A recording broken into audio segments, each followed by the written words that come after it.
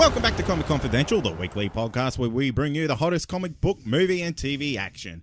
I'm your host, Cade, and alongside me today in a new studio, I like to call this the I guess, walk-in wardrobe of your girlfriend. The AKA second studio, AKA Troy's office that is about 1 meter by 1 meter.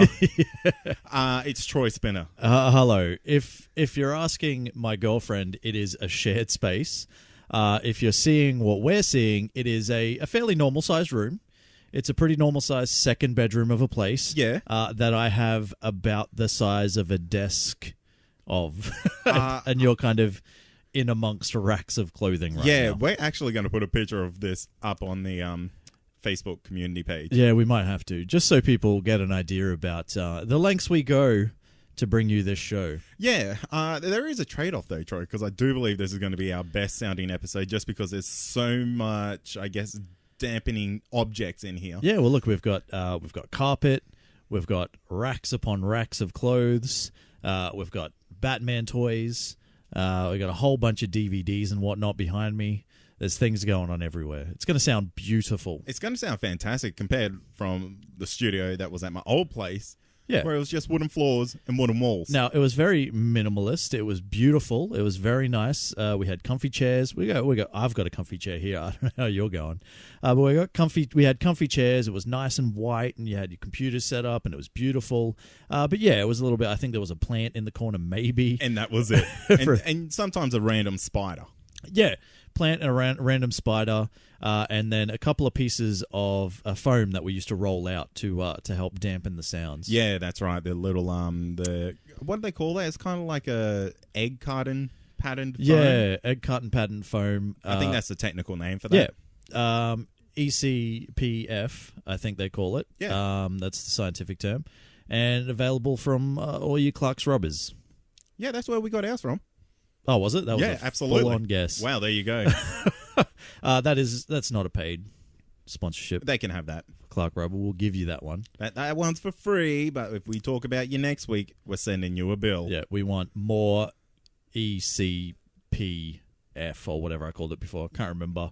Hey, we got a few things happening today. We're going to continue on the road down to Infinity War, all the way to Infinity War almost. So get prepped for that. There's going to be a lot of MCU heavy content coming your way. Yeah, we actually put this out to the listeners in the listener community, and there was an overwhelming response to say, yeah, guys, talk about all that MCU stuff. Yeah, look, we were a little bit concerned that maybe it might be a bit too much.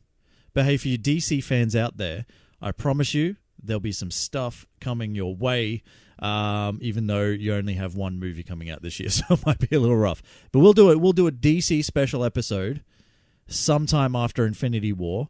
We'll figure out how we're going to make that happen. And what I know how we'll do it. Okay. I know how. Okay. We'll do a wrap-up of all the DC TV shows and rate which one was the worst.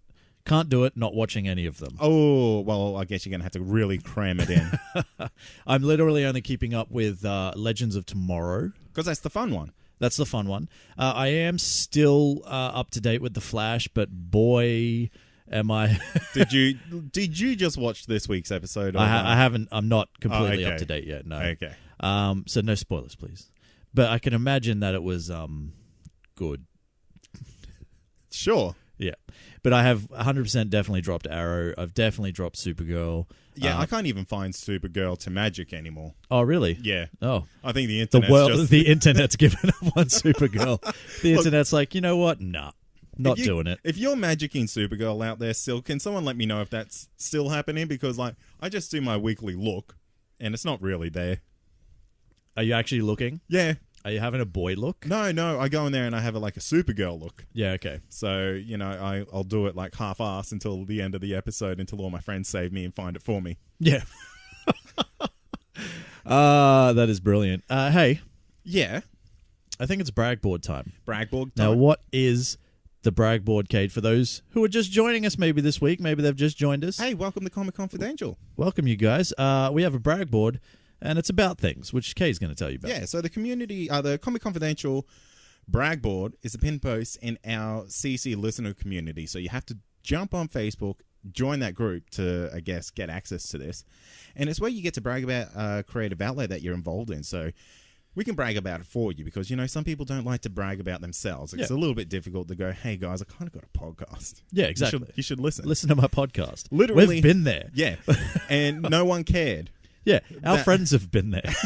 They're like, cool, what's a podcast? Yeah. Also, stop telling me you've got a podcast. Yeah, so, you can be a designer, singer, podcaster, anything. Just join the community and brag away. And we pick a different one each week.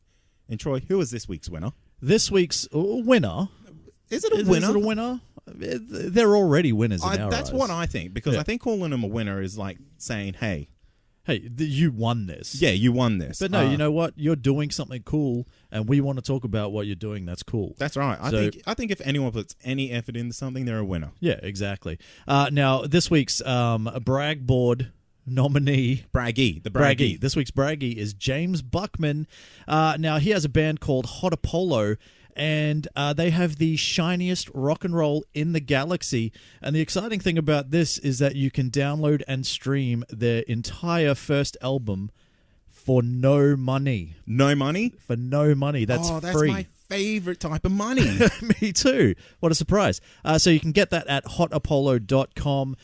We will have links in the show notes and stuff like that. Now, we gave it a little bit of a listen before, and it's pretty good. It's good, man. These guys are good. I'm not the best music guy in the sense of categorizing. Like, my ability to categorize music is about as good as my ability to fan cast actors into roles. Yeah, right. So you're like, it's rap, it's not rap. Yeah. This is not rap. But they're my two categories. No, I would call it like a bit sort of like Brit popish. Brit rockish. Yeah, right. Something like that. It does sound like that. When we were playing it earlier, I was like, this kind of sounds a little bit like Led Zeppelin.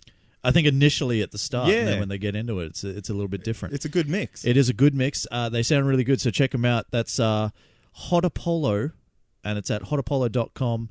But we'll, like I said before, we got links in the show notes and all that sort of stuff, so jump on there, check it out. James Buckman, we like what you're doing, champ. Oh man, imagine if they did us a theme song. Oh, just throwing it out there. No pressure.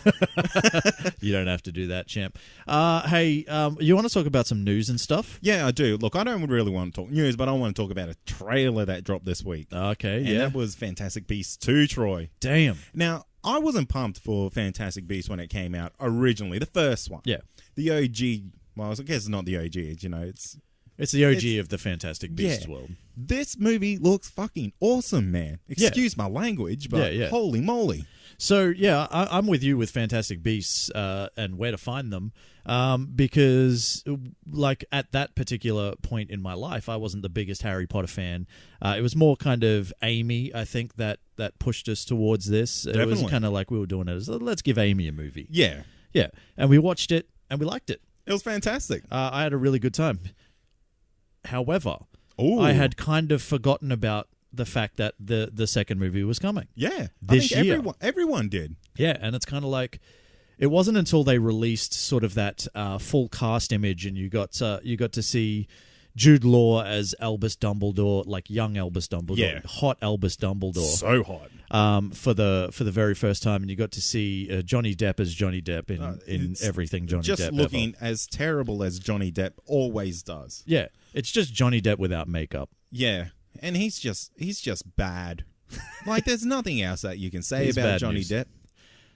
Well, let's give him a chance because this trailer looks fantastic. Well, what I liked about it is that he didn't say a word. That is true. And if that movie continues that trend on from this trailer, I'm going to love Johnny Depp in this movie. Yeah, I guarantee you that's not going to happen though, champ. But yeah, they don't really show him too much, and there is a little bit of controversy around the whole thing, and they're sort of saying, yes, they had to release this trailer, the movie's coming out in November. But with all the backlash that they had about the casting of Johnny Depp with the issues that he has had in the past, yes, there was a little bit of backlash towards the studio and towards J.K. Rowling and all that sort of stuff about casting him in that thing. So people are coming out and saying, are they hiding Johnny Depp because they're not quite over the backlash yet? Yes. Do you think so? Yes. I think they realized, shit, we shouldn't have got this guy. We should have kept Colin Farrell like got- Troy and Cade said all those years ago, whenever it was last year. Absolutely. I have a feeling that we'll be seeing him magic himself as Colin Farrell again. He's going to pull a Kevin Spacey, Christopher Plummer from All the Money in the World and just get pulled completely out and replaced by a different actor. Yeah. As much as I'd like to see that happen, I don't think it's going to happen. I don't think it is This, man, I love the feel of this. I think it looks, I was watching it with my girlfriend. She's like, it looks beautiful. It does. It looks absolutely stunning, and it looks like it's going to be an epic fucking adventure. Yeah. Now, I'm not fully sort of clued in on the time frame, and there are some people out there that are like, Troy, you're an idiot. It's this many years before the events of Harry Potter. It's 11 Potters before. 11 Potters. But my question would be, how does Dumbledore go from being hot Jude Law Dumbledore to possibly still hot if you're into old granddad Dumbledores? You know? Yeah. Yeah. I reckon. Like, what is the time frame? Because he kind of really seems to jump. Like, yeah. Do you know what I mean? Even if we're talking like, I don't know, is it... Oh, no, I guess because like wizards can live long. So it could potentially be 100 years. Minimum. Yeah. I reckon Dumbledore's pushing 200. All right, you know what? I take it back. It looks good for 200. Perfect scientific sense. Yeah. Yeah. He does look good for 200, though. Jude Law. Jude Law. Looks great as Dumbledore. Well, yeah, but I have this feeling that Jude Law is going to play Jude Law. Yeah, but Jude Law does Jude Law good. Whereas Johnny Depp does Johnny Depp bad. Well, Johnny Depp doesn't even know what Johnny Depp is anymore. Yeah. Ever since like Fear and Loathing in Las Vegas, something changed. Something changed.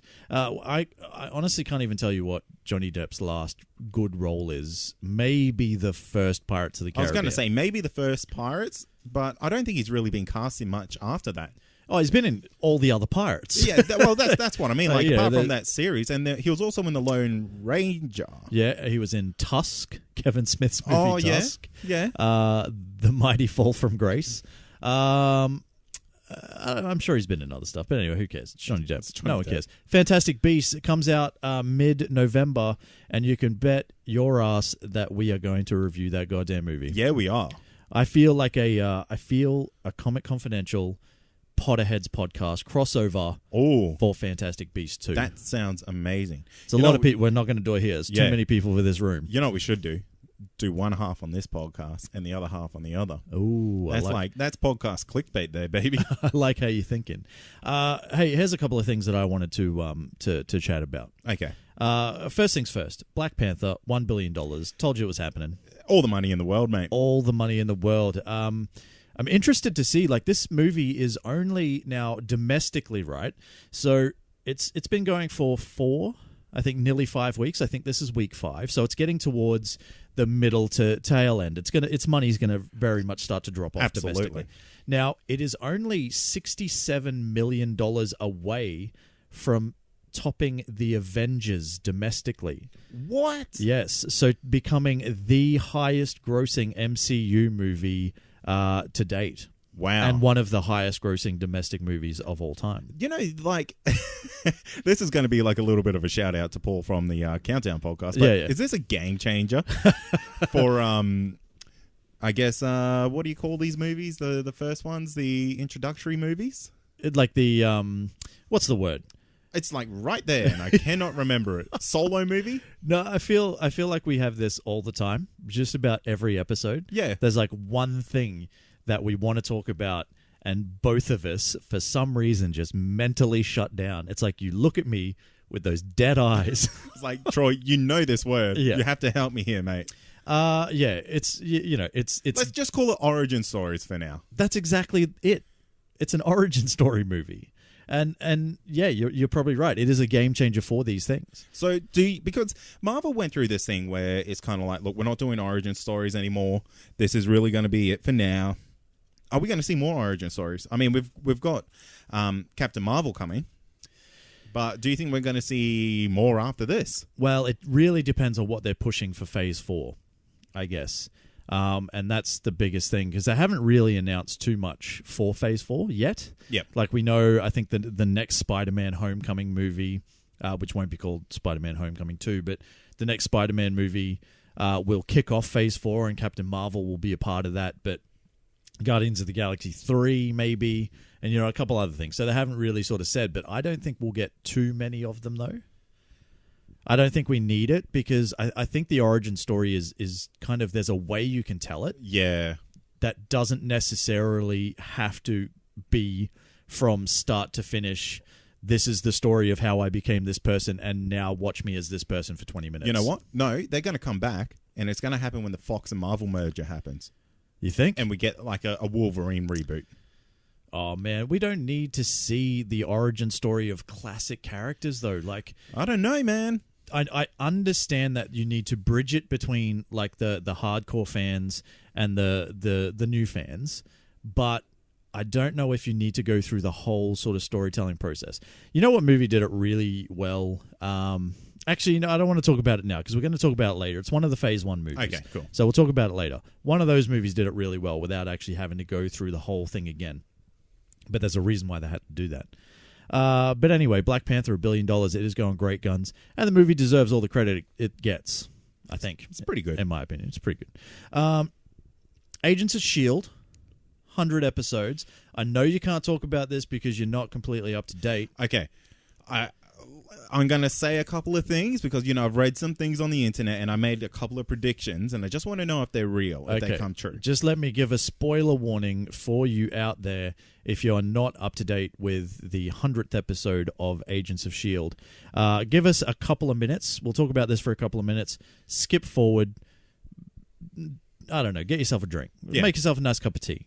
Go have some you time. Yeah, have some you time, and come back. Yeah, and join us. What do you want to know? Okay, so I'm kind of predicting it's 100th episode. So what usually happens on TV shows that hit the 100th episode? There's a couple of milestones that happens in a TV's, I guess, storytelling career. Yes, Marvel has had its 5th season. Season 5. Yeah, so there's been ultimately 5 big baddies. Yep, I feel like we're going to get them somehow coming back in this episode. No, sort of, but no. Okay, not really. No, this if I can sum up this 100th episode in any way, there is one big event. Yes, right. There is a couple of ooh moments. Ooh, yeah, like that. Ooh, and ultimately there's the return of a couple of characters from the past. Bored. Not saying. Because they can't get rid of that guy. Not saying. But ultimately I was left a little bit like... underwhelmed. Yeah, underwhelmed. Wow. For everything they've given us over Season 4 and so far in Season 5, I was kind of like, ooh, I really thought you guys were going to like pull it out there. But it just really fell short for me. Damn, that sucks. It does. Is Sexy Fitz back? Oh, Sexy Fitz is back. Yes. Sexy Fitz is back, baby. That's all I care about. Just make Sexy Fitz. Yeah. Sexy Fitz is probably at his sexiest. Damn. Yeah. I'm hooked. I'm in. So yeah, there's there were a couple of really touching moments. There were like some tear jerking moments. Someone dies within it. Well, I'm not saying. I know someone dies. But do they though? Yes. You don't know. We'll see. So we can't talk about it. It's pretty, we're back. We're back. No more spoilers. But congratulations to Agents of S.H.I.E.L.D. for 100 episodes. I have really enjoyed everything that they've done so far, for the most part. Do you think it's still going to be their last season? I put this post out there to the world. Yeah. And it got kind of hammered. Oh, wow. Really? Well, because I kind of said that I would be happy for Agents of S.H.I.E.L.D., as much as I love it, to finish after this season and go out on a high, right? Yeah, go the Breaking Bad route. Yeah, like finish on the top of its game. Yeah. There are a lot of people that were like, no, dude. As Troy, long as you're a dickhead. Yeah, run it into the ground. No, not run it into the ground. Turn it into Arrow. But Arrow did that after 2 seasons. What are you talking about? But what they're saying is, as long as they make good stories, why should they stop it? That's a fair point. And that is fair. That's a fair point. So, if they do have the ability to continue on making these quality sort of stories, then by all means, like keep it going. I just really don't want to see a quality show like this, go the way that so many shows do when they kind of hit that season 5, 6, 7 and start to really dip in quality. You Some know- of them have a turnaround later on. Someone mentioned Supernatural. Yeah. Did a similar sort of thing, and now it's starting to come good again, or it came good over the last couple of seasons or whatever, because there's like Definitely. 100. But yeah, whatever. It'll be good. Like, I like what they kind of did with this season is how they kind of went to this, to the future, essentially. Yeah. It'd be cool to see them go to, like, other Elseworld places, like, hey, well, I guess it's not going to work now. Well, you know what? It potentially could, because we don't know where this is currently sitting in the timeline, but, like, maybe they go to Asgard or something like that. Oh, yeah, that'd be pretty cool. Like, hey, we have to go sort out some trouble that's on Asgard. We've got Well, remember back in the day, Lady Sif Exactly. showed up on the show and, stuff like that. Those little B characters. We'll never see Thor. We'll never see the big guys, but the side characters, they can show up. Yeah. So, let's go to, what was the planet? Sakaar. Yeah. Let's go to Sakaar. Exactly. Get Jeff Goldblum in there. Oh, my God. Imagine a season of Agents of S.H.I.E.L.D. with Jeff Goldblum in it. On Sakaar, sorry, my mic was away from me. I was so excited. On Sakaar with Jeff Goldblum as the main antagonist for the season. Oh, my God. I don't know. It's like, and it's just a full-on, like, action comedy season. Someone, like, make that happen, dude. And they need Korg in there. Oh, yeah. I want to for see sure. this is where Korg gets introduced. Yeah. And, like, there's, like, a crossing of, like, the Agents of S.H.I.E.L.D. characters and Thor. Yeah. But it won't ever happen. Like, Yeah, you won't yeah. see Thor on there, but the timeline. I know what you're saying. The timeline matches. Look, we got to move on. We have to move on. We could talk about this all day. One more news thing that I did want to talk about. Ava DuVernay, who is the director who just directed A Wrinkle in Time. Yes. She's also the director of Selma and a couple of other things.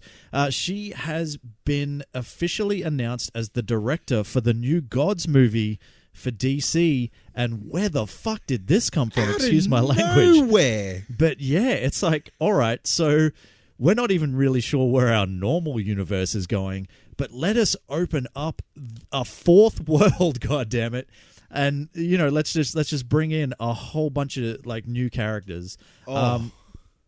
I am torn. Like, I don't know what to think. Like, I'm excited at the fact that new gods, like, hello, Anti-Equation is coming. This is what Justice League 2 is going to be. I'm calling it now. well, maybe, and like Maybe it is a good way to bring them all together again and all that sort of stuff. But I don't know, man. Like, it's just, is this the way that DC goes right now?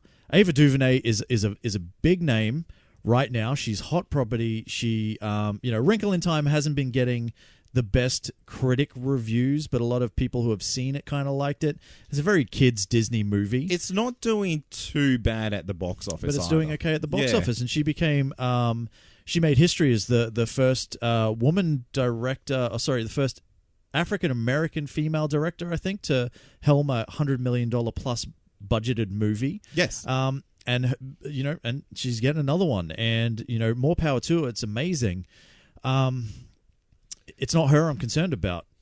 It's Warner Brothers, and if this is the thing to do right now. Yeah, look. And are they going to shit on Jack Kirby's world? Oh my gosh, it's a really Not touchy. that okay. Look, that's not fair. Not that they've necessarily shit on the DC universe so much. Yeah. There's been some really, really good moments in it. Don't get me wrong. Look, if they're really smart, they can play this in a way where maybe Flashpoint causes this fourth world to come. Yeah, but they've already done it. We've already got Darkseid. Yeah, so Yeah. they've already done it with Steppenwolf. So Steppenwolf has come from Apocalypse. Yes. So we know Apocalypse exists within this this DC Films universe, which means New Genesis must exist. Yes. So it's all there. It's all there for the happening. I guess another concern that I would have is, as amazing as these characters are, and this is like game-changing stuff back in the day, thanks, Paul. It was like game-changing stuff, but it's like, are the characters well-known enough to bring new people in, or are they going to be like, what the hell is this? Yeah, I mean, we haven't seen a run from these guys for, 10 years? No, I think they had a New 52 run. Yeah, but the New 52's been going for a long time. No, that's finished. It's Rebirth now, and now it's something else. I think. That's what I mean. Like, it probably... you mean it's been gone for a... Yeah. Okay, yeah. Yeah, like the New 52 ran for quite a while, and who knows, that could have came out at the start of the New 52. Yeah. Look, I'm excited, man. Yeah, look, I guess if I can leave it with one thing, is fuck it, I'm in. If you're gonna give me if you're gonna give me a movie with the new gods in it, and somehow like this brings like the possibility of like having this massive all-out war with Apocalypse, and we've got the Justice League and the Green Lantern Corps and all this sort of stuff. If you're gonna make that happen, if you're gonna put that in my eyeballs, I'm all in. Riding on the coattails of last week's review of Iron Man and where this MCU journey all began, we decided to continue on down our road to Infinity War by recapping the entirety of the Marvel Cinematic Universe's Phase 1. That's right, back when the Hulk was played by an alternate Earth Mark Ruffalo, back when Thor was a lot less Aussie and a lot more Shakespearean, and back when all the incredible members of the Avengers and Hawkeye assembled for the very first time. Cade, let's get stuck into Phase 1, and I guess the best way to kick this off is talk about like what was the whole point of Phase 1? Well, Troy, did you listen to last week's episode where we covered the first movie into the franchise, which would be Iron Man? Yes, I did, sir. Fantastic. I actually did. You did. So that might be one of the first episodes you've listened to of the actual podcast. Look, in my defense, I was on a plane. Okay. And, this will be a good time to, like, knock out some podcasts. And I'm like, oh, yeah, better listen to that one. That's cool. We'll see how Amy and Cade did without me there. And you guys did a very good job. I'll give you that. You notice there was a lot less F's and C's and... Fucking nope. Wow. Yeah, no, I did. Look, it was very well done. I guess my whole point is I don't travel on planes enough to listen to this show. Oh, okay. So this is only really for like the highballers, high flyers. Yeah, this is for when I'm like high flying, business trips and whatnot. Yeah, of course. Yeah. Business trips in economy class. Yes, so hey, everyone's got to get somewhere, mate. Exactly. And look, what I'm trying to get to in a roundabout way, Troy, is it's pretty lucky that the MCU turned out the way it did, considering how, well, I'm not going to say it was a mess, but like how much of a fluke Iron Man 1 was. Yeah. Like considering that Marvel kind of put a bounty on all their I guess intellectual property of $520 million. Yep. On the backing of this one movie where they started shooting without the script finished. Yeah. Like I did hear all that. That's pretty ballsy. Hell yes. And for it to kind of culminate all the way through to create the Avengers initiative of what Phase 1 really is all about. Yeah. I wonder though at what point that was the actual point. Do you know what I mean? Like when they made Iron Man and they had the post-credit scenes, were they like, yeah, this is what we're building to. We know we're going to do this movie. We know we're going to do this movie, and we're going to build it all until we get to the Avengers, and we're going to bring them on screen for the first time. Or was it kind of like let's put this in there and just see how this thing plays out? Yeah, you know what I think happened? They went and did test screenings. Yeah. And I think the response was, like, obviously fantastic. To the end credit scene type of thing? Is that what you mean, just like to the movie in general. Oh, okay, yeah. So sure. they probably were like, you know what? We could make something out of this. Yeah. And that they did. They did. So I reckon they went back, reshot that final end credit scene and said, Samuel L. Jackson, you want to be a hero? Here's your chance. And he's like, hell yeah, motherfucker. Let me just put my purple lightsaber up. Let's go. Give me an eye patch. We're done. Now, what we're going to do, I guess, is we're not really going to talk about Iron Man because you guys have done that. We did that one. But we're going to go through and we're going to have a little bit of a chat about the rest of the movies in sort of like Phase 1 and kind of what they meant to us at the time, I guess, and all these little things and bits and pieces and whatnot. We'll talk about some money that they made and kind of the impact that they've had and whatnot. And the very first one that comes up after Iron Man in 2008 was the Incredible Hulk in 2008. Now, this is infamously Edward Norton as Bruce Banner and not Mark Ruffalo as we know him now, and not Eric Bana from the Hulk movie before. Correct.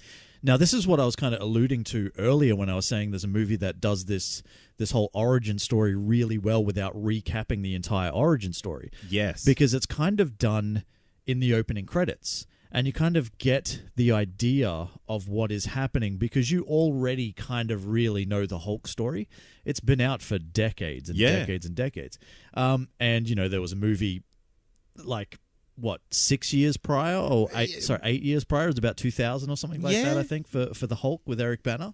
And, there was the famous TV series and all that sort of stuff. So we all know the origin story. So this plays it out just kind of through the opening credits.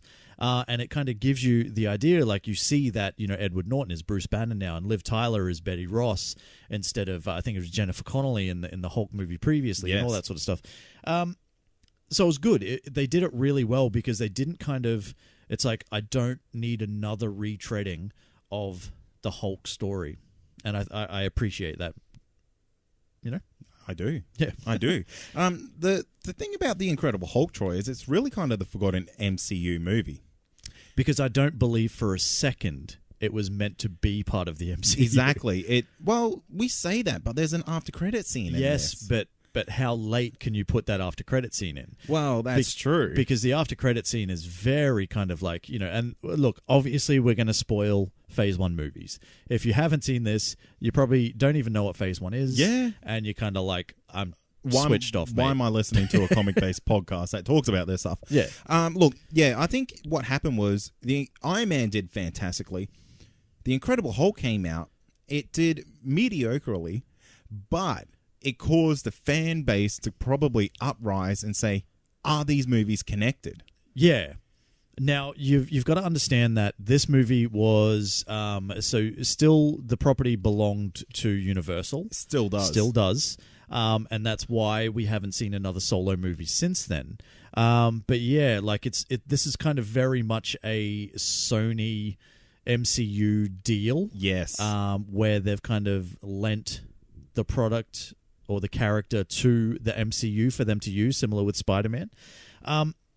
One thing I will say is I actually rewatched this movie this week because it was one of the ones that I haven't seen for the longest time. And I'm like, you know what?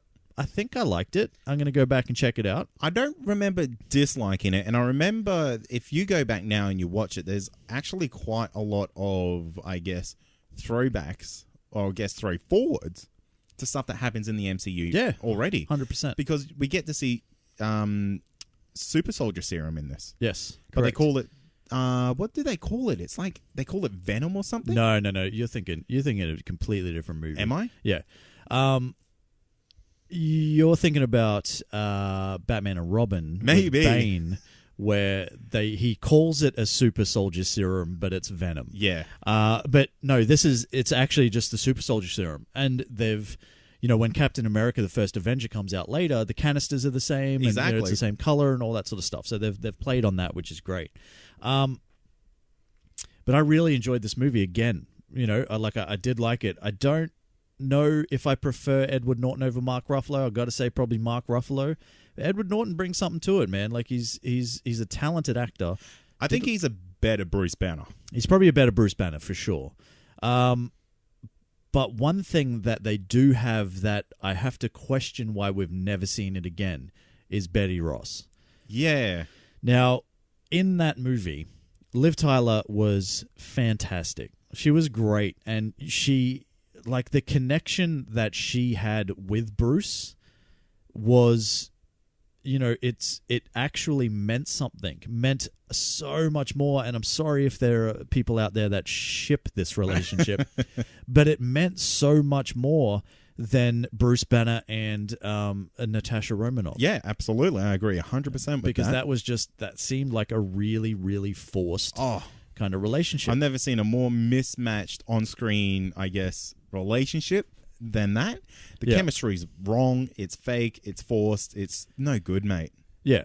And yeah, the interactions, that it just meant so much more. Like Definitely. she you could see that, like, through her performance, whatever.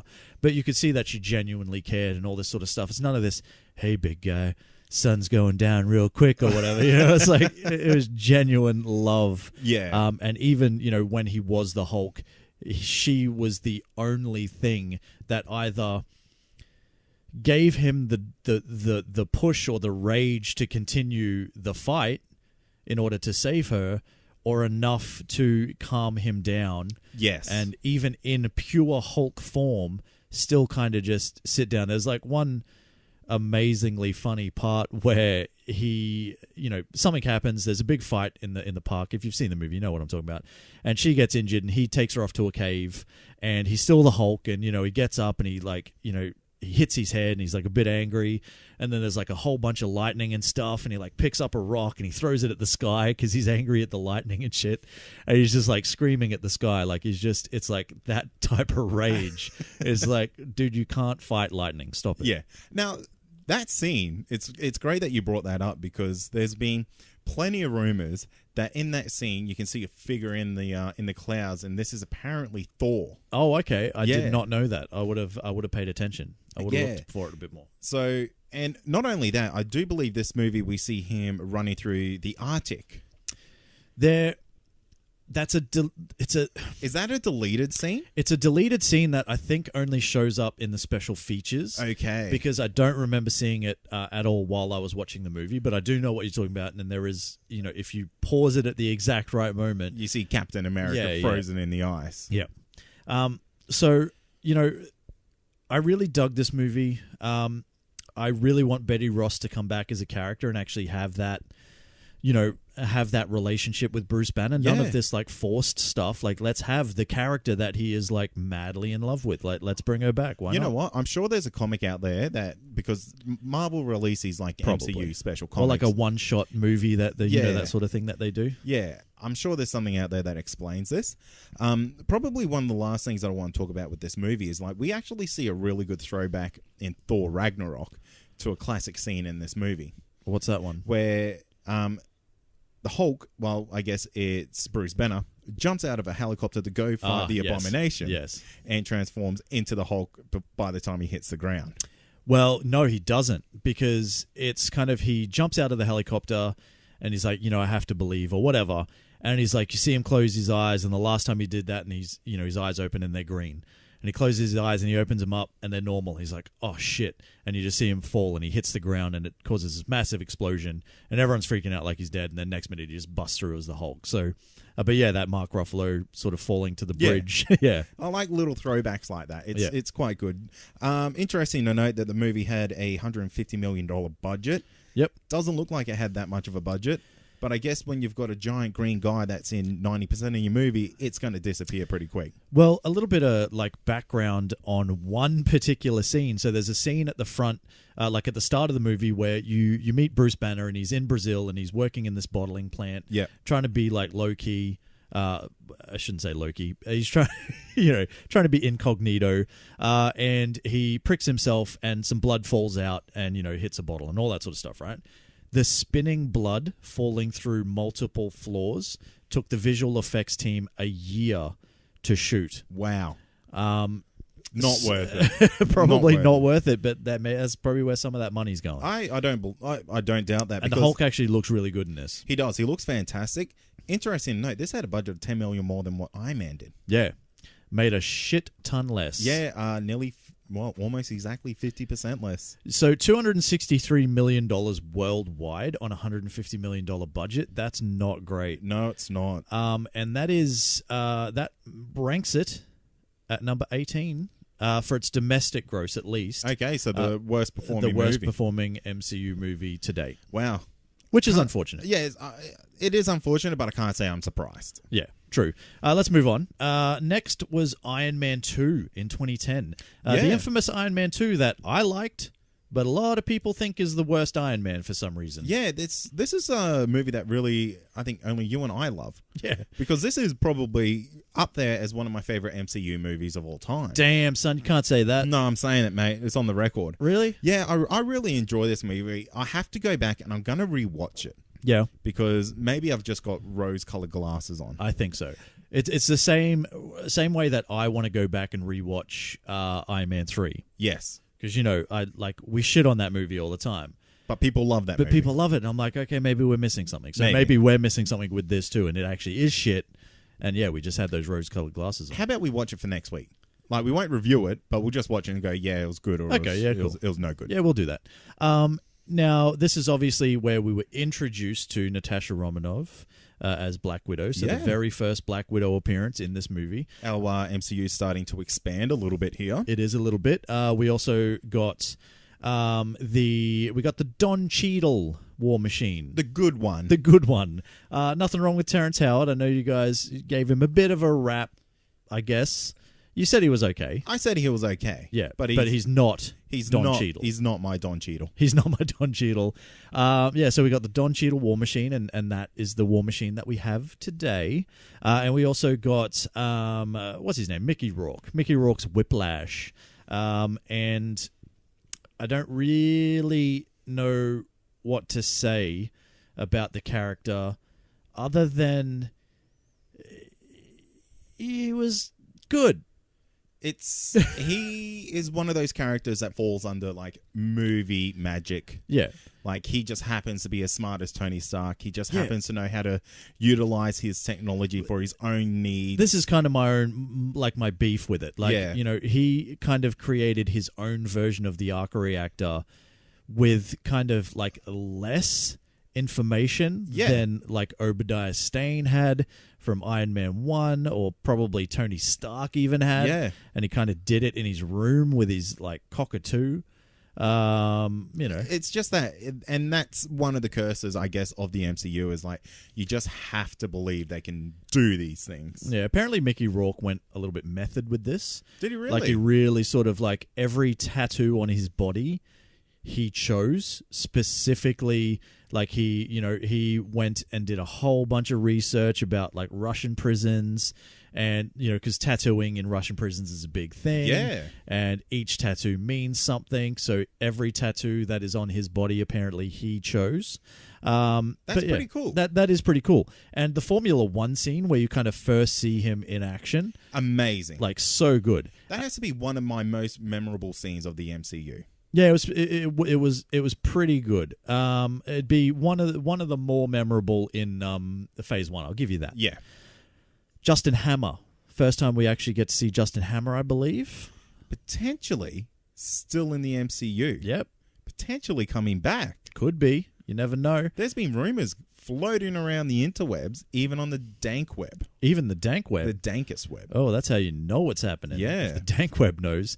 But yeah, Justin Hammer could be back. So we'll see how that goes. Because I didn't mind it. Like, this is kind of, we did have an almost like double villain kind of thing in this movie.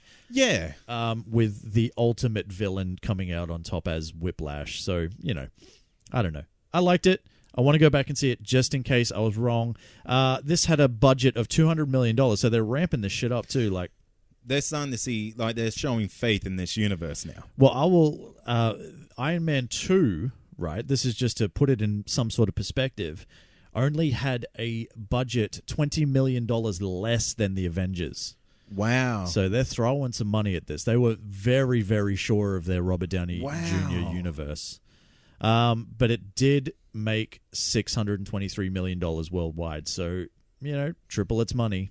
It's not bad. It's not bad at all. Where does that kind of sit on the ladder? It is in the top 10, I believe. Ooh, there you go. For that, I only know domestic totals, though. So, I'm not like some, Matt Damon brilliant mathematician thing from that movie where he's a brilliant mathematician. What's that thing called? Downsizing. Yeah, exactly. That's going to take us to Thor. Yeah. In 2011. Now, this was one of the most exciting after-credit scenes leading into a new movie. Hell yes, it was. I nearly shat my pants. I did shit my pants. Yeah, I was like, oh my gosh, Troy, give me some new pants right now. I'm like, you can have these ones, but I shat in them. Well, we traded pants, and no one was the wiser. Anyway, there was a lot of shat pants. Yeah, so really interesting to see how Thor has changed as a character. Yeah. From this movie here, where he's like very Shakespearean. Yes. Yes.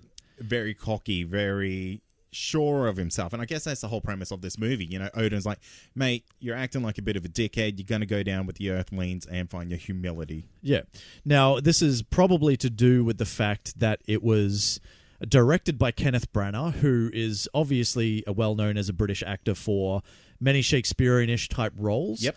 Similar to his directing and all that sort of stuff. This was his first big budget movie in the sense of special effects of this level and all this sort of stuff. So this is the first time he had ever gotten behind the camera with this kind of I think it was $150 million budget, and they're like, we're going to need an entire Asgard, by the way. Make that happen, Kenneth Branagh. Look, when this movie came out, I remember having a conversation with you. I think we may have saw this one together. Probably. And I came out of it and I was like, shit, that's my new favorite movie. I think we do that with every movie, though. Yeah, Like, and you're the like, next you're one just- comes out, and you're like, damn. That's my new favorite. I love this movie when it came out. It was Yeah. it was really, really good. And I remember I didn't know a lot about Thor leading into this movie, and I remember asking you, like, give me some comics I need to read about him. Yeah. Had a look, read the comics. I'm like, Thor is a fuckhead. Yeah. Like, He's a prick. He's a prick. Yeah. Went into this movie thinking, I'm not going to like this. Not at all. Yeah. Went in, loved it. The suit looked amazing. Oh, This probably still is my most favorite suit of any character on the MCU. really? Yeah. Yeah, it is. I do like it. It is really good. It also was the first time that we got to see Hawkeye, the amazing Hawkeye. Oh, yes, it was. So this is the very first time, and at the time, I don't know if they actually mentioned his code name as Hawkeye. I don't think they did. I can't remember if they did or not. But they're like, we've got our bird in the perch or whatever, and it was like old mate Jeremy Renner was up there with his bow and arrow and stuff, and we're like, that's fucking Hawkeye, dude. And we were excited. Yeah, it was cool. Little did we know that he would barely sort of, have any impact on any plot ever Ever. to go forward. Look, I'm actually a Hawkeye fan. I think he's cool. I think any guy that can, any normal human dude that can hang out with a bunch of like superheroes and gods and hold his own, fuck him. Yeah, good on him. Him and his, his fuckboy haircut that's coming up in Avengers Infinity War. You know what? I'm for it. You know what? This I'm all in. This is a guy that lied on his resume and he's bullshitted his way through Yep. the entire job. And he somehow made it to the top, to the tippy top. Good on him. Good on him. Well done, shit. Also in this movie, we had a lot of Agent Coulson. We did. We did a lot. And this is, as we know, like they've obviously figured out that they are going to kind of build this whole Avengers thing around this character somehow. So Insane. yeah, which is crazy. So it's like, they're really starting to understand that this is a fan favorite character. And we know that we can, potentially use this down the track as a tool for the Avengers to finally come together. And they played it out really well because his, as the movies progress, he got sort of more and more invested. And, you're like, yeah, I fucking love Phil Coulson. He's the best. He's my boy. He's my boy. You're my boy, Phil. Jane Foster, she stuck around for another movie, then kind of left. Yep. Natalie Portman. Natalie Portman has since said that she would be willing to come back as Jane Foster, but now I don't want her to. No, look, you had your chance, mate, and you thought you were too good for the MCU. Yep. Now you're seeing, oh, damn, these are the most popular movies literally ever made. Yep. And you kind of blew your chance. Too late, Natalie Portman. Yeah, you're done. I still love you, but too late. Yeah, you're gone. You're gone. Let's talk about the numbers. This had a $150 million budget and brought home $449 million. Now, that's not bad. That's not bad. I was actually quite surprised at how much money this brought him. Now, understanding, of course, that is the worldwide figure, so, it still ranks domestically towards the back end. Okay. So it is up around the back end of the 18.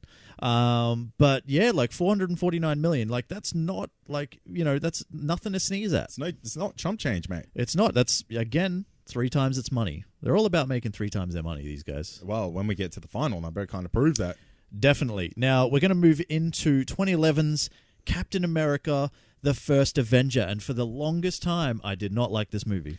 Yeah, even thinking back now, like we spoke earlier in the week in a private conversation, not on the podcast, that this movie might be one of the movies that we've only seen once. Correct. Did you get a chance to go back and watch it? I did. I rectified it. And I fucking love it. Really?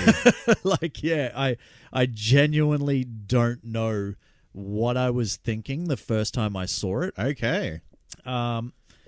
It's one of those things where, like, all right, here's a quick story. Once upon a time, someone told me to go watch Anchorman. They're like, it's the funniest thing you'll ever see. And I'm like, all right, I'll go check it out. I like me some Will Ferrell. Hated it. What? Absolutely hated it. Get out. Went back and told this person, they're like, mate, you're wrong. You are? You obviously, you weren't in the right frame of mind. There was something wrong with you, dude. Go back and watch it again. You're goddamn wrong. I went back, watched it again, and I fucking loved it. And I continue to love it to this day. So I don't know what was wrong with me. And I think maybe I had the Anchorman effect for Captain America: The First Avenger. Maybe. Because I watched it this week, and man, like it's touching. Like this, you see how Chris Evans has absolutely nailed Captain America. And you kind of, through the movies as they go, you get to love him and all that sort of stuff. But this is like right off the bat, you're like, holy shit. Yeah, right. Like, I'm going to have to go back and watch it. Like, the things that kind of stand out for this movie is pervy Peggy Carter. Peggy Carter, yeah. Yeah, just, getting the feeling because, it's the 1930s? It's the 40s. 40s? It's World War II, buddy, pretty close, mate. Yeah. And, like, the incredibly bad CGI Chris Evans. No, it's not, man. Like, Isn't that's it? No. See, this is I thought the same image thing. I've got. Yeah, I thought the same thing. And while Peggy Carter is still a bit pervy, and it's a little bit disappointing that she wasn't, like, they kind of play off like she is kind of falling for Steve before he becomes this hunky Chris Evans dude. But not really. It's kind of, as soon as she sees him, she's like, damn. Whoa. Ho. And, it's understandable because he's like glistening in oil the first time you see him. He's very muscular. But it's, they kind of, I guess the way they do it is towards the end when she like finds his file and she's like, because he's lost to her forever and all that sort of stuff. And she opens it up and it's not a picture of hunky Chris Evans. It's a picture of skinny, weird Chris Evans with the CGI head. And you're like, fuck yeah, she still cares. She doesn't care what he looks like. She loves the man inside. And that's the whole thing about Captain America. It's all about what we have inside and how we are as people, not what we can do physically. No. That's deep, man. I don't buy it. It might be because I'm wearing a hockey jersey and you my are. Kevin Smith on. Yeah, true. Maybe it's a little bit more emotional than it should be. Actually, you should jump onto our Facebook page to have a look at these really awesome hockey jerseys that we got on. Oh, by the way, very quick shout out to Cridget Creations for these amazing custom Comic Confidential hockey jerseys. Jesus Christ, man, you have outdone yourself. These things are amazing. Are fantastic. Getting back to Captain America: The First Avenger, though. The Red Skull, another character that has disappeared into the multiverse somewhere. He just kind of like it very just like vanishes, and it's like, okay, it's over now. Look, I'm going to go out on a whim here. Yes, and I'm going to say he's Lady Death now, but Mr. Death. You think so? Master Death. Death? Master Death, and that's who Thanos is trying to impress. You think there's some kind of like it's like a progressive, sort of I don't even know what the word is I'm looking for. So Thanos is super into the Red Skull, yeah, and he's trying to impress him, and the Red Skull is just not having it. But the Red Skull is caught in a lie because he looks like a skull, and he's like, well, shit, who looks like a skull? Oh, Death. Yeah, I'm Master Death. What's up? And Thanos is like, I dig you. Hey, dude. Yeah. What you doing later? Are you blushing? Anyway, I guess my point is more that this is a character that I really liked. I would rank this guy, and have done in my own personal list, as one of the easily top 10 villains in the MCU. Yeah, absolutely. It's a real shame that the Marvel Universe just kind of gets rid of these amazing bad guys, because I would love to see like almost a Marvel version of the Legion of Doom. Yeah, to come back. Well, hopefully they do something with this character. He had a purpose. Like, he wanted to take over the world, man. Yeah. He's like, you know what? Shitler, more like it. Your plan's shit. I just created Hydra. Take that, Shitler. Yeah, you're done, mate. Yep. And then off he went. Go back to painting. Yep. So anyway, let's talk about some money for a bit. You need to go back and watch that movie, though, dude. Captain America: The First Avenger. I'll give it a go. I rate it. $140 million budget, $370 million return worldwide. This is 16, I believe. Wow. Number 16. It's right up the back end of it. Yeah, right. That's it's pretty surprising considering that we are leading up to the Avengers. I mean, it would have been no surprise that we're doing this now.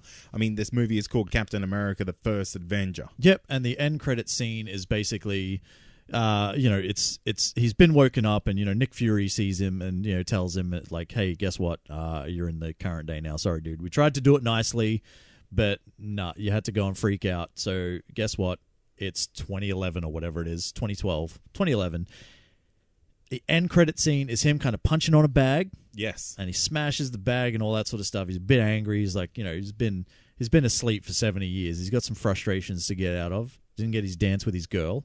Hayley Atwell, by the way, is an amazing actress, but she's also incredibly good looking. Very good. I was trying to find a way to not be a creep, but she is stunning. Yes. Absolutely stunning. Absolutely.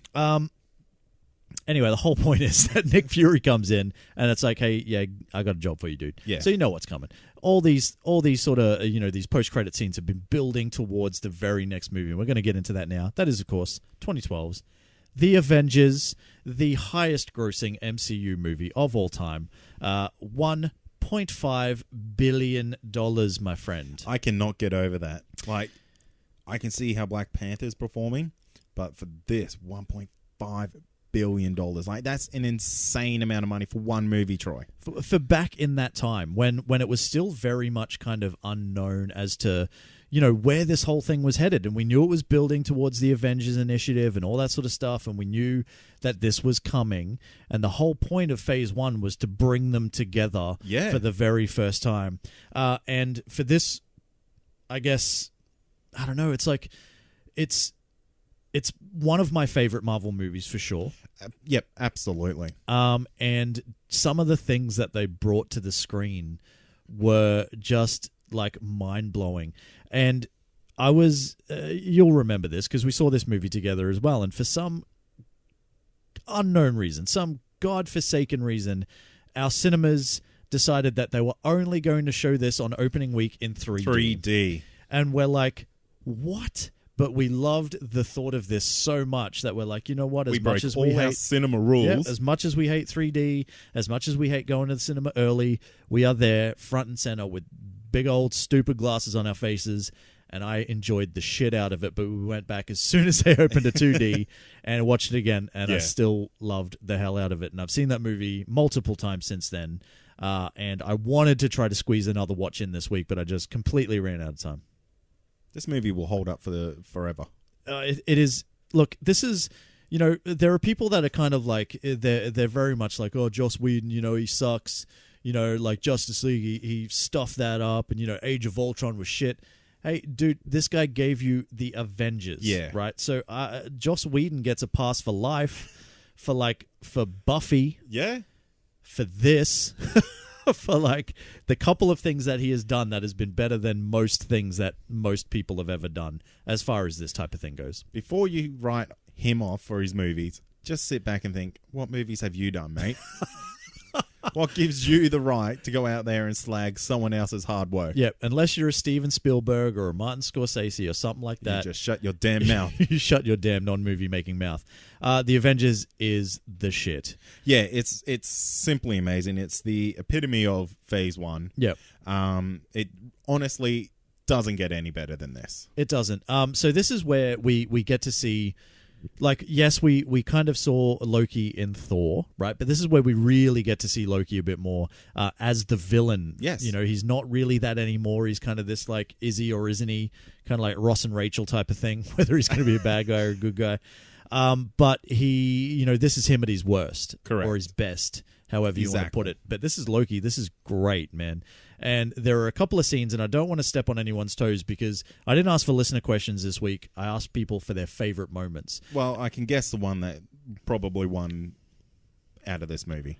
What's that? And that would be Hulk slamming Loki around like a ragdoll. There were a few votes for that with the whole puny god thing. Yeah. And that was hilarious. Absolutely hilarious. But I think it's just his performance as a whole, just menacing, just this is really what cements him as potentially the greatest villain in the MCU, with only a couple of people, that can really challenge that. Yeah. And that is kind of, they might have a bit of a newness factor going on about him. Talking about, Killmonger and the Vulture and all that sort of stuff. But this kind of really cements Loki's place as the, one of the best villains in the MCU. Definitely. A little bit of a movie magic moment that is in this movie where Tony Stark puts on these bracelets that somehow seem to have a negative effect on an Infinity Stone. No, I thought it was because that was his suit, because he knew shit was going to happen and he was probably going to get tossed off the edge of the building. So he's like, I got a suit. His suit was in the bracelets. I thought it was his what do you call it? Arc reactor. No, I was under the impression it was the bracelets that he put on. No, because the bracelets are just the suit, though. Yeah, but that... someone let us know on that. This is a debate that we could have forever. Yeah, because like I'm pretty sure that the whole point was because that's the Mind Stone, right? That's in the Tesseract. Yeah. And it controls people's minds, right? Through their hearts. Hey. Because he's got the arc reactor. I don't know if it's through their hearts. I'm just making that up. But because he's got the arc reactor, it doesn't actually affect him because it's not actually, technically connecting with him. Yeah, right. You know what? You've just opened my conspiracy thoughts here. Okay. There's all these rumors going around that, Tony Stark might actually be the soul gem. Like, no. Him. Like, he's made by it. He's it. Maybe it can't affect... Who's saying that? Just have a look on the internet, mate. But maybe it couldn't affect him. An Infinity Stone can't affect another Infinity Stone, Troy. Stop spending so much time on the internet, goddammit. Can't help it, mate. That is an absolutely insane theory. Look, I didn't make that one up, but a bit of a artwork promo got released by Marvel. It was official, and it kind of had like each Infinity Stone and where it kind of came from. It had the main character's face in the middle. Went to the Soul Stone, nothing but a big old Iron Man suit there. Yeah, no. Not buying it. I don't buy it for a second, but, like I said, conspiracy thoughts just came into my mind. I'm like, that's it. All right. Well, look. Hey, prove me wrong. We are on the road to infinity. We'll find out soon. But I don't buy it for 1 second. I do not think that Tony Stark is the soul gem. Robert Downey Jr. maybe himself. He could be. He could be. But not Tony Stark. It's not happening. Fuck, if they do that, I'll be so angry. That will be the worst thing in the world. Yeah. I will not be keen. Also, one of the first times we get to see Thanos, not the first time, I believe. I think he was in an end credit scene, possibly to... Oh, no, maybe he wasn't. I think this might have been the last one. Yeah, okay. Maybe. Or did we see him in Captain America? Because we do see the Tesseract. No, it definitely wasn't Captain America. Okay. This has to be the last time. Yeah, I don't know. I think we got alluded to him in Thor because I believe we may have got a glimpse of the Infinity Gauntlet. Yes, potentially. But I think that might have been it. Okay. Can't remember, but we do get a bit more Thanos here. That also, the Infinity Gauntlet was one of the biggest blunders that Marvel did in a movie, with it being on the wrong hand. And had to get rectified with Thor Ragnarok. Damn, by saying it was a fake. Yes. Oh, damn. I did not know that. That's cool. Yeah. Man, the Avengers. What can you really say about it? Like, everyone's seen it. We all know how good it is. I guess you've got to talk about the effect that this had on comic book movies as a whole, though. Yeah, absolutely. I mean, you kind of look at Fox and they're kind of scrambling with their X-Men series, apart from like two standouts, with one being Logan, the other being Deadpool. Yeah. And I'm going to say X2. X2 is like one of the most fantastic comic book movies that you'll ever watch. Hell yes. And I guess you can kind of say like that's really your first Avengers movie, because what an ensemble movie. Oh, man. Like...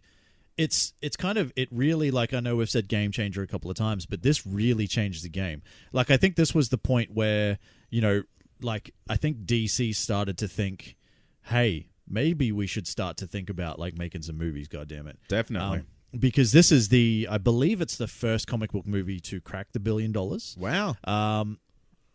I could be wrong, because The Dark Knight could have done it. Yeah, I thought that would have came close. Yeah, so that could be the first of the first. Yeah. But it's more about trying to remember when The Dark Knight came out.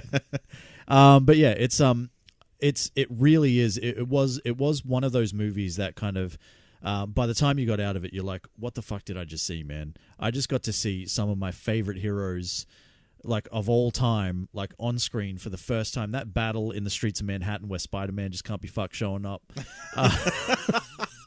Like that was next level amazing. Yeah, absolutely. And this is kind of the whole, like, this is what launched Agents of S.H.I.E.L.D. Correct. Because this gave us the death of Phil Coulson. It gave us the Kree Army and all that sort of stuff. And this is kind of where they decided, hey, let's make this TV show. Let's like continue on with this whole S.H.I.E.L.D. thing. And let's make Agents of S.H.I.E.L.D. And, they brought Coulson back, obviously, from the dead. Or did they? Who knows? Ooh. Anyway, I love it.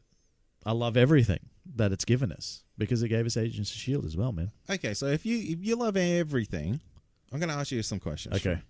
What was your favorite moment and what was your least favorite moment?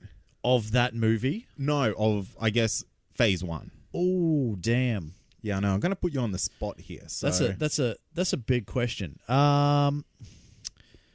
Look, I guess my favorite moment, there's quite a few, but I think my favorite moment would be the first time you kind of see the Avengers assembled. Okay. You know what I mean? And that's when they're fighting in that little circle? Yeah. Yeah. It's pretty cool. Yeah. Like, when Justice League did the same thing with all the characters towards the end, like that's one of my favorite things from Justice League as well, where you actually get to see them all standing in a line together. And looking cheesy. No, looking great.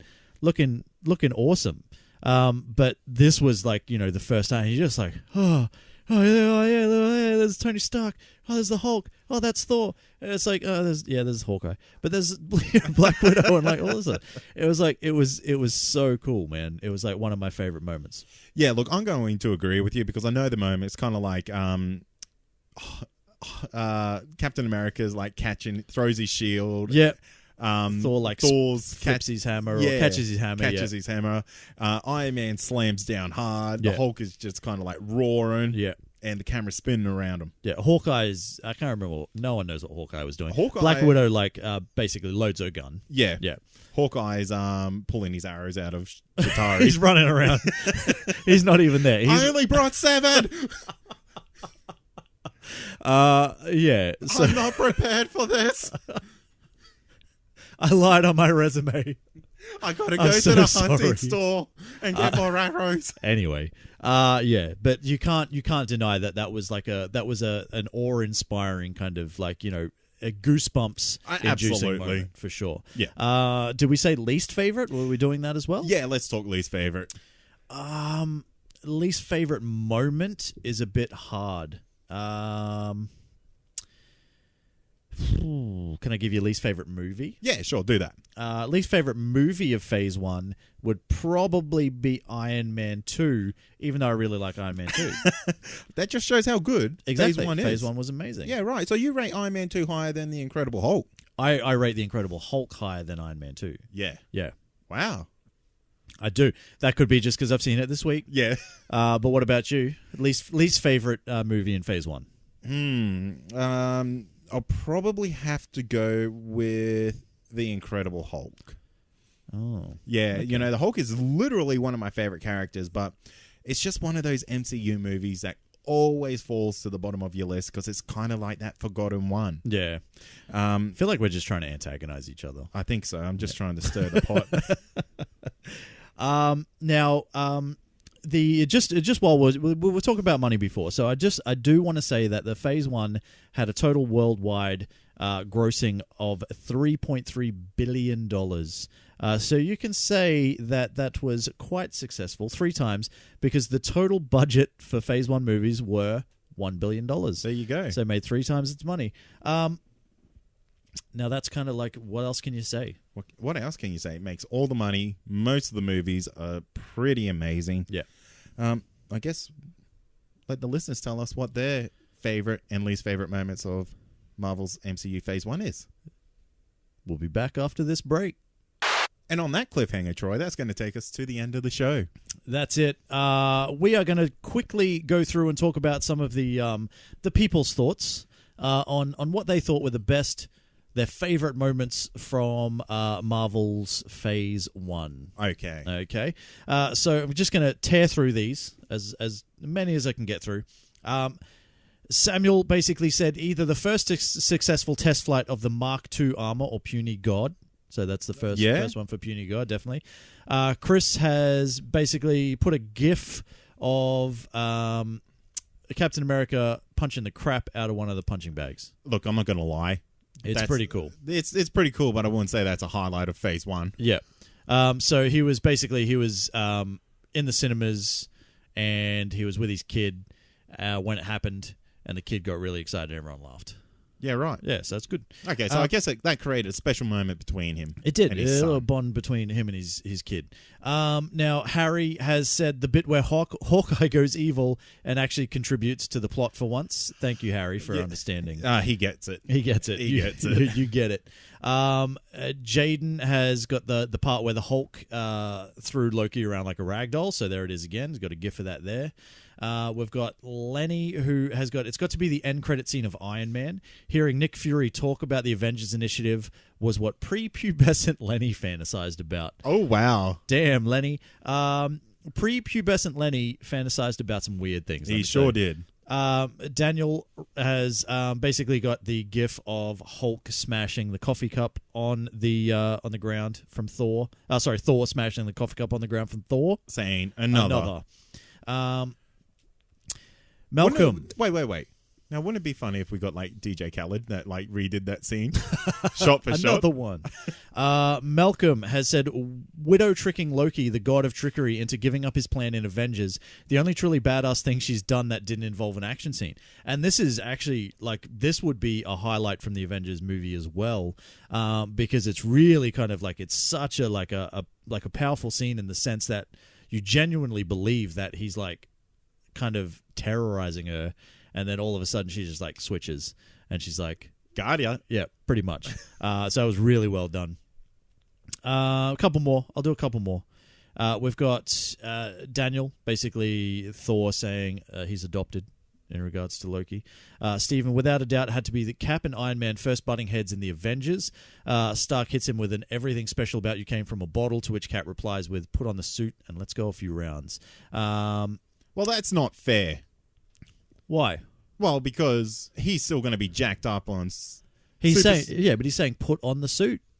He's not saying, like, let's punch on with you just as a normal dude, because I know I'll beat you then.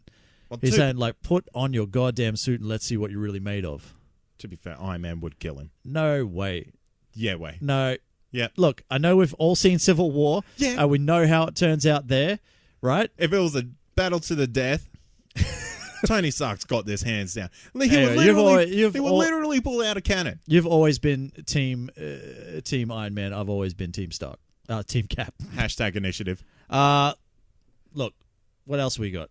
Daniel, basically where they first learn that Phil Coulson died for them to come together as the Avengers. How pissed do you think he would have been that he bled on his cards? I'm very pissed. Like, probably more pissed about that than actually dying. Yeah, pretty much.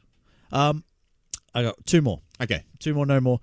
Steve, the first Avengers, after Hulk smashes the dragon alien and the camera pans around them all circled together for the first time. We said that. Chills, he says. Good one. Shane has rocked up with I Am Iron Man the very first time when Tony Stark just announces it to the world. He's like, you know, I got something to say. I'm Iron Man. Yeah, that's cool. That is cool. That is actually, I really love that when they did that. It's kind of like, yeah, fuck it, man. Like, just get it out there. Own it. Next time he did that, though, is here's my address, come fight me, and they blew his house up. Yeah, don't do that, mate. Now, Garrett has also said, I think when Captain America is running in DC, it actually made him laugh. So that was at Winter Soldier. Oh, that's the most boring. On your left. On your left. Might have made you laugh, mate, but that's boring. Oh, come on, that's a good scene. We'll leave it at that. There's a couple more. I only want action scenes, mate. Look, one more. So Mark has said from Captain America, the First Avenger, the I Can Do This All Day, where he's just little skinny Steve. He's basically said that's the best Captain moment and a great way to show his true character, and I agree with him 100%.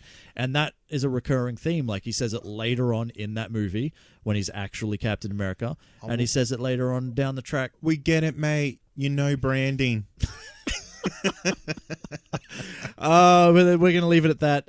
So thank you to everybody who contributed and let us know what their favorite scenes were from the MCU's Phase 1. We are going to be back next week, and what are we doing? surprise, surprise, we're talking about Phase 2, son. Oh, damn. We are continuing on our road to Infinity War. Some may say the best phase. Some may say the best phase. Others may say that it's the second best phase to Phase 3. But it just really depends what your favorite phase is. Depends what your flavor is. Yeah, exactly. So that's got Iron Man 3 kicking it off. So I am going to make a point of definitely watching that before the show next week. Okay, I'm going to try because, I'm still without internet at the moment. Because think about this for a second. I don't know who's saying Phase 2 is the best phase. Because Phase 2 had Iron Man 3, Thor the Dark World, Avengers Age of Ultron. It did have Winter Soldier. And I think, what else was in there? What else was in Phase 2 just off the top of my head? Can't remember. Some stuff. One other. There's one other. Oh, Guardians of the Galaxy. Ooh. So, could Guardians of the Galaxy okay. save it? Ooh, well, Winter Soldier Was and really Guardians of the good. Galaxy are dead set two of my favorite movies. Yeah. So anyway, we're going to talk about that more next week. Until then, where can people find us? They can find us on social media, and that's Facebook. That's Comic Confidential. You can also join our Comic Confidential listener community. Just search Comic Confidential listener community. Got to answer one question. That question is, what's the podcast name? If you can't answer that, you're not in. Yeah, simple as that. I've got one rule in that group. One rule. Know what we're called. Know what we're called. That's it. What else we got? We also got Instagram and Twitter. That's at ComicConPod. We also have a website. That's ComicConPod.com. Past episodes, future episodes, and everything in between. We also have a Patreon. That is patreon.com/ComicConPod. You can support the show for as little as $1 a month, which is nothing. It's almost no money, but not quite. But it matters to us. It does matter. It makes the world a difference. It makes the show go on. It's a circle of life and all that sort of stuff. It really does. It really does. And you know what? If you can't support us on Patreon, you know what? That's cool. Maybe give us a 5-star rating on iTunes. Hey, you can do that too. You can do that. We haven't got one in a little while. So, just jump on there, give us a 5-star, a Rooney, and maybe write something nice for Troy. Yeah. Just give me words, man. Yeah, that's all I care about. Just someone write something funny about Troy in their 5-star review. That'll be fantastic. But also be nice. No, I want I have a fragile ego. I want Troy to be attacked in a 5-star review. That would be fantastic. If you do that, I will put your review on our Facebook page so you can share that around. You're a prick. Look, if you don't even want to give a 5-star review, maybe just share the podcast with a friend. Yeah. Or you can I don't know. You can do other stuff too. Jump on and join the listener community. That's probably to get started. Yeah, that'll get you started. Get some memes into you. Oh yeah, some dank memes. If you like memes, melt steel beams. Oh damn! Now you know what? We've actually started something really really fun in that listener community, and I'm going on this thing, Troy. I'm going to do a listener community book. Oh my god! I'm going to do it. So every week, I'm going to start a post where people tell a story, and at the end of the week, I'm going to collect all that and we'll summarize it into chapter 1. So just to kind of to clarify, what you're saying is each comment carries on the story until you have a fully complete story. Yep. It's going to get messy. Yeah, it is. But, we'll sort it out. So what we'll do is we'll kind of do a summary of on the last chapter and then it will continue. Okay. It's going to be a mess, but it's a lot of fun. People were having lots and lots of fun, and I was genuinely laughing my little bum off. Well, that's good. Because, look, let's be honest, it's not little. It's not that little. That is pretty much it, man. I'm going to wrap it up. Yeah, let's do it. Thanks for listening. As always, I'm Troy. I'm Cade. And this has been Comic Confidential. Cheers. Peace. Phase 1, bitch. Done. I can't believe that you like the Hulk more than Iron Man 1. Iron Man 2. Iron Man 2. Yeah. If I was going to... No, I'm not going to rank it. No, do it. No, because that's another episode for another day.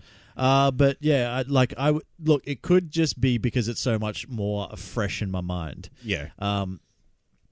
So it's right up there with freshness.